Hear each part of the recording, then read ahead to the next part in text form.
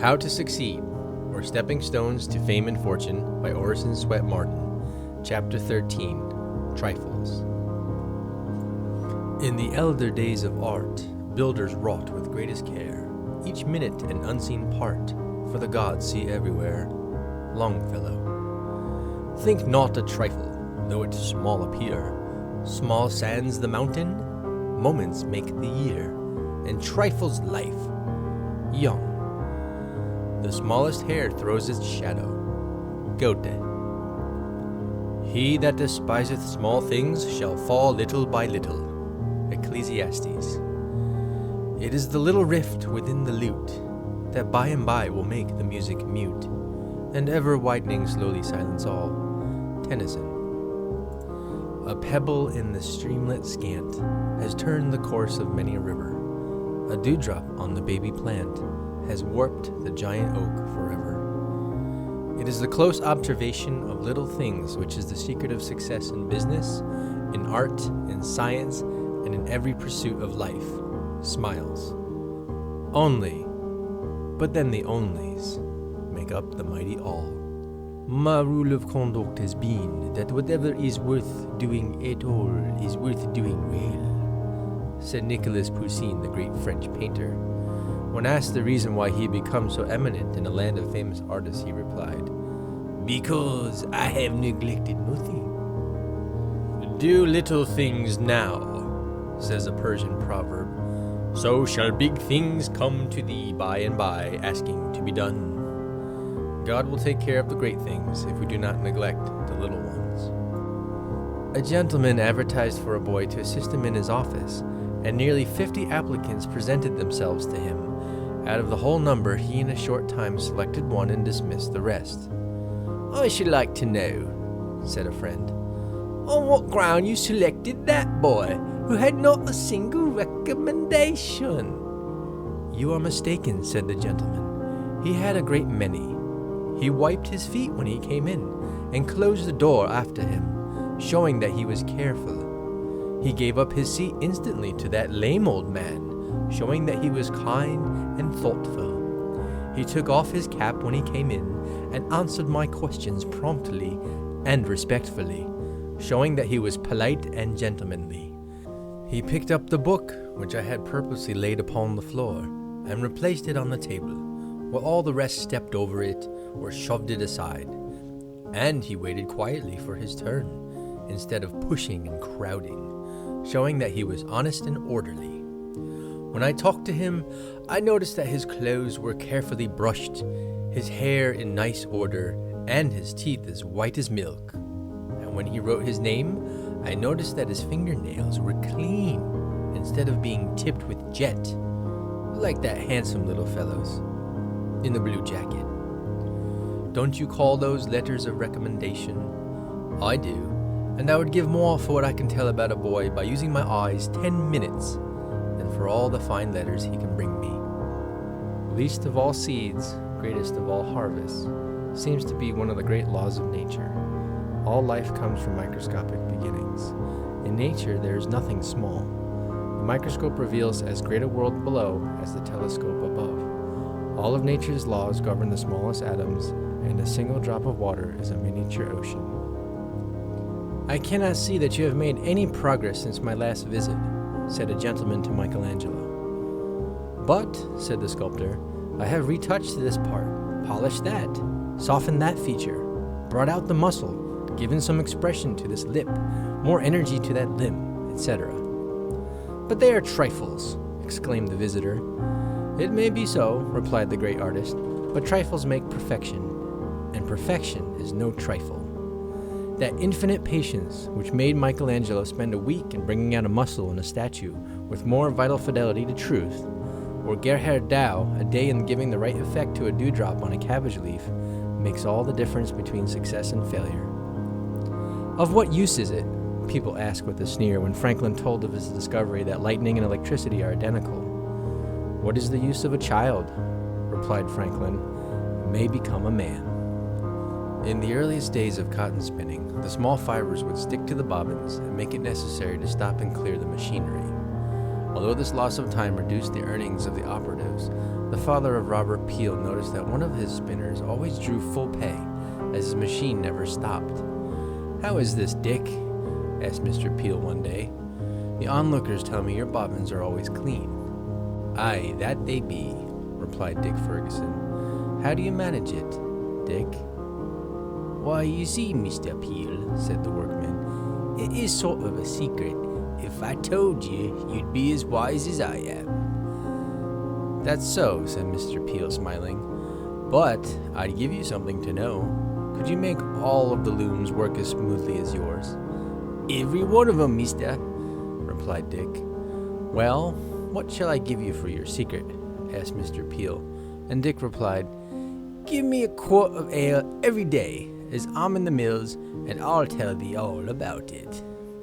"Agreed," said Mr. Peel, and Dick whispered very cautiously in his ear, "Chalk your bobbins." That was the whole secret, and Mr. Peel soon shot ahead of all of his competitors, for he made his machines that would chalk their own bobbins. Dick was handsomely rewarded with money instead of beer. His little idea saved the world millions of dollars. The totality of a life at any moment is the product mainly of little things, trifling choices, insignificant exercises of the will, unimportant acts often repeated, things seemingly of small account. These are the 1,000 tiny sculptors that are carving away constantly at the rude block of our life, giving it shape and feature. Indeed, the formation of character is much like the work of an artist in stone. The sculptor takes a rough, unshapen mass of marble, and with strong, rapid strokes of mallet and chisel, quickly brings into view the rude outline of his design. But after the outline appears, then comes hours, days, perhaps even years of patient, minute labor. A novice might see no change in the statue from one day to another, for though the chisel touches the stone 1,000 times, it touches as lightly as the fall of a raindrop, but each touch leaves a mark. The smallest thing becomes respectable when regarded as the commencement of what has advanced or is advancing into magnificence. The crude settlement of Romulus would have remained an insignificant circumstance and might have justly sunk into oblivion if Rome had not at length commanded the world. Beecher says that men in their property are afraid of conflagrations and lightning strokes, but if they were building a wharf in Panama, 1,000,000 madrepores, so small that only the microscope could detect them, would begin to bore the piles down under the water. There would be neither noise nor foam, but in a little while, if a child did but touch the post, over it would fall as if a saw had cut it through. Men think, with regard to their conduct, that if they were to lift themselves up gigantically and commit some crashing sin, they should never be able to hold up their heads, but they will harbor in their souls little sins, which are piercing and eating them away to inevitable ruin. Lichens, of themselves of little value, prepare the way for important vegetation. They deposit, in dying, an acid which wears away the rock and prepares the mold necessary for the nourishment of superior plants. It was but a tiny rivulet trickling down the embankment that started the terrible Johnstown flood and swept thousands into eternity. One noble heroic act has elevated a nation. Franklin's whole career was changed by a torn copy of Cotton Mather's essays to do good. Taking up a stone to throw at a turtle was the turning point in Theodore Parker's life. As he raised the stone, something within him said, "Don't do it." And he didn't. He went home and asked his mother what it was in him that said, "Don't." She told him it was conscience. Small things become great when a great soul sees them. A child, when asked why a certain tree grew crooked, answered, "Somebody trod upon it when it was a little fellow." By gnawing through a dike, even a rat may drown a nation. A little boy in Holland saw water trickling from a small hole near the bottom of a dike. He realized that the leak would rapidly become larger if the water was not checked, so he held his hand over the hole for hours on a dark and dismal night until he could attract the attention of passers-by. His name is still held in grateful remembrance in Holland. We may tell which way the wind blew before the deluge by marking the ripple and cupping of the rain in the petrified sand now preserved forever. We tell the very path by which gigantic creatures, whom man never saw, walked to the river's edge to find their food.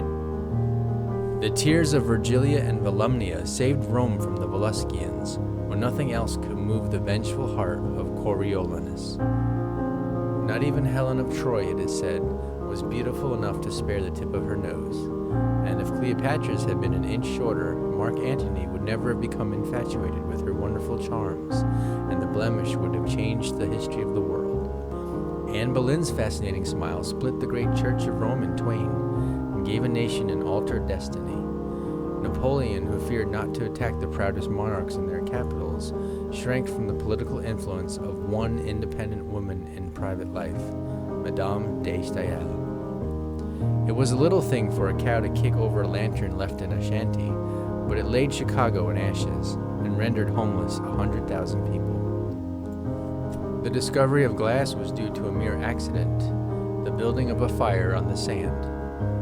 And the bayonet, first made at Bayonne in France, owes its existence to the fact that a Basque regiment, being hard-pressed by the enemy, one of the soldiers suggested that, as their ammunition was exhausted, they should fix their long knives into the barrels of their muskets, which was done, and the first bayonet charge was made. A jest led to a war between two great nations. The presence of a comma in a deed lost to the owner of an estate $5,000 a month for 8 months. The Battle of Corunna was fought and Sir John Moore's life sacrificed in 1809 through a dragoon stopping to drink while bearing dispatches. "You do no work," said the scissors to the rivet. "Where would your work be," said the rivet to the scissors, "if I didn't keep you together?" Every day is a little life, and our whole life but a day repeated. Those that dare lose a day are dangerously prodigal, those that dare misspend it desperate. What is the happiness of your life made up of? Little courtesies, little kindnesses, pleasant words, genial smiles, a friendly letter, good wishes, and good deeds. 1 in a million, once in a lifetime, may do a heroic action. We called the large majority of human lives obscure, presumptuous that we are. How know we what lives a single thought retained from the dust of nameless graves may have lighted to renown? End of chapter 13. Recording by Alex.